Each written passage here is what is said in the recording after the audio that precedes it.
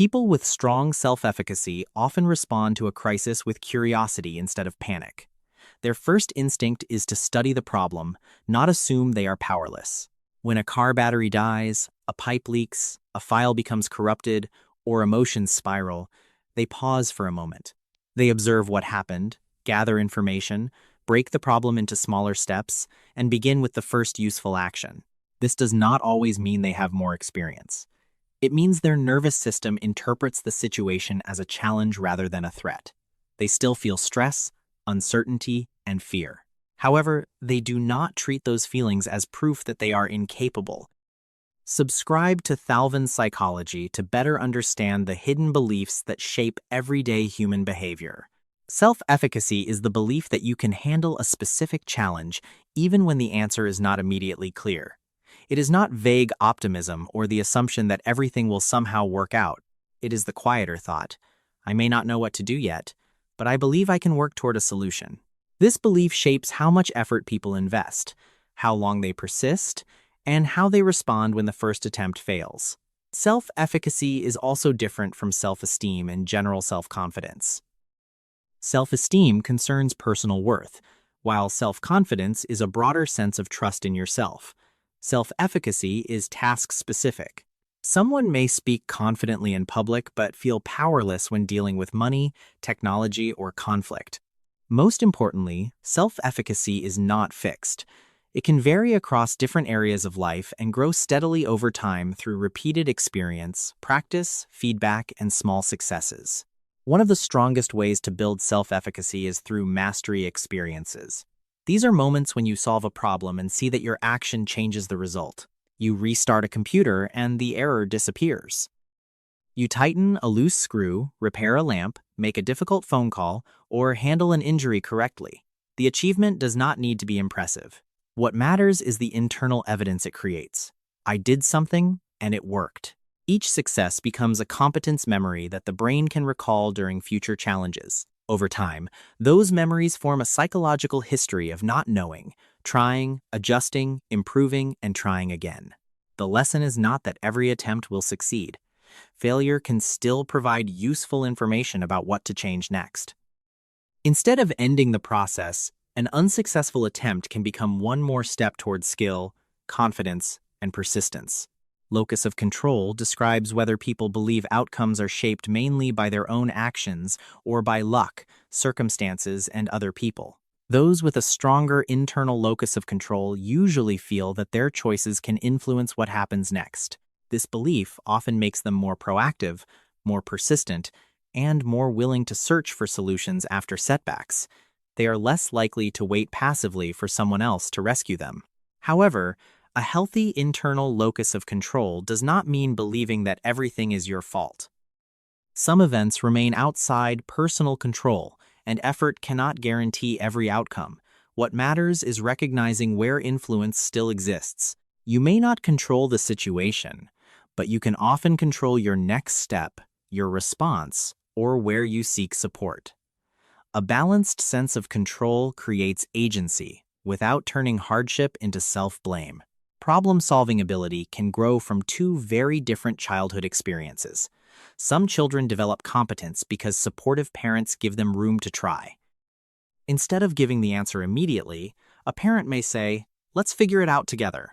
This creates supported autonomy, where mistakes are allowed and help remains available when needed.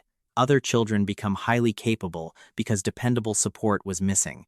They may have learned to manage crises, read other people's emotions, grow up early, and keep the environment stable on their own. From the outside, both adults may appear calm, responsible, and resourceful. But the emotional meaning of competence can be completely different.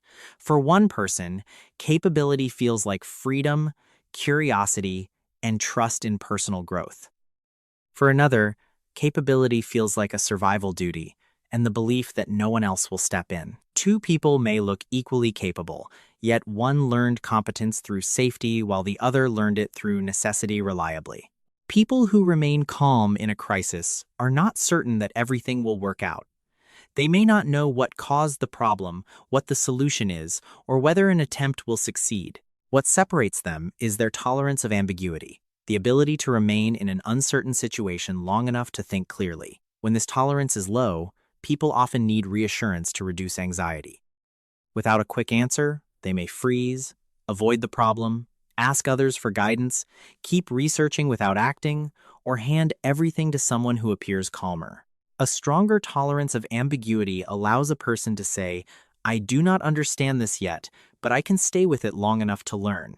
This does not mean becoming passive or ignoring risk.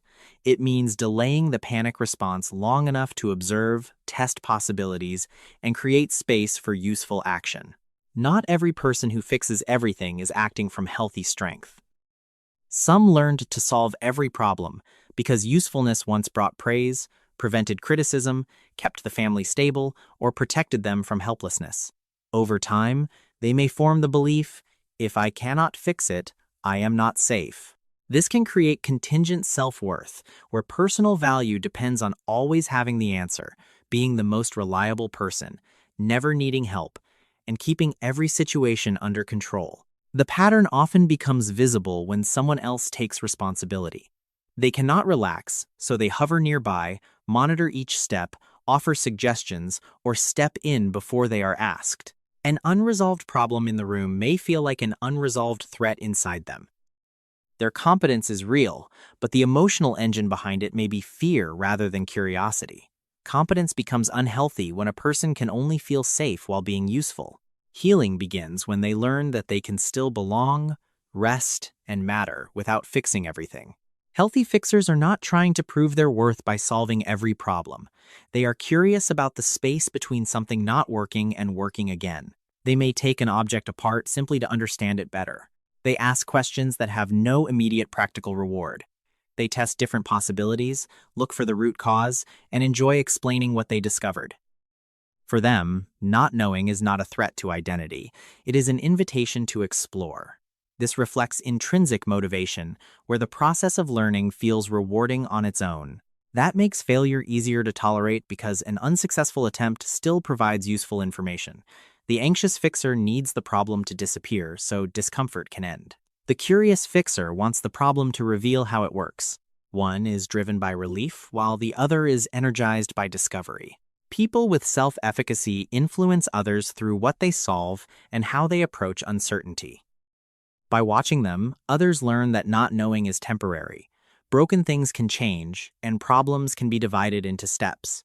This is called vicarious learning. Seeing someone similar succeed can create the thought, maybe this is learnable.